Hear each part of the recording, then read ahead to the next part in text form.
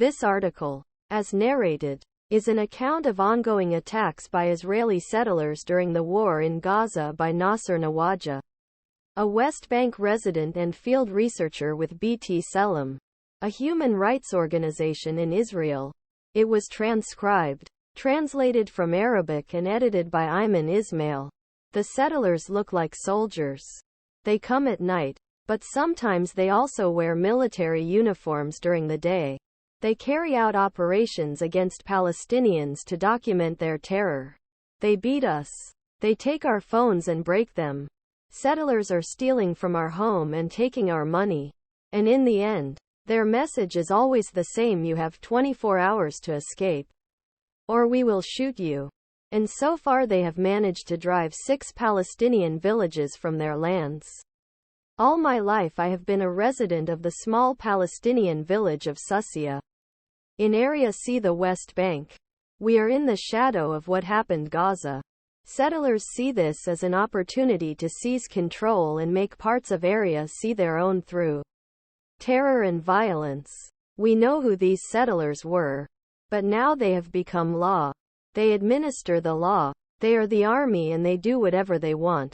Over the last 3 years, settler violence has steadily increased day by day. Those of who live in villages close to the settlements know these settlers, especially the violent ones who attack us and try to drive out. They came to my village at night 4.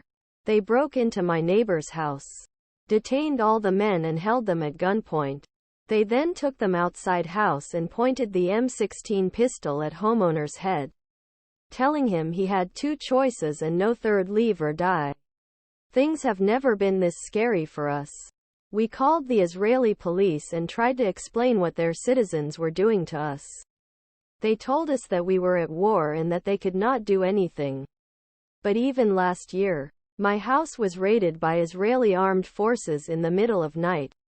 They blindfolded me and arrested me, intimidating my family, but then released me without any charges but with a stern warning: stop causing all the trouble in the area. Settler violence has increased in South since the beginning of war. But for us it didn't start on October 7th. Israeli officials were here when a settler entered our village with a bulldozer on October 16th. He used this to destroy and block the main road to Susya. He blocked a total of 16 roads, and since then, that is, for 3 weeks, my village has been under complete siege.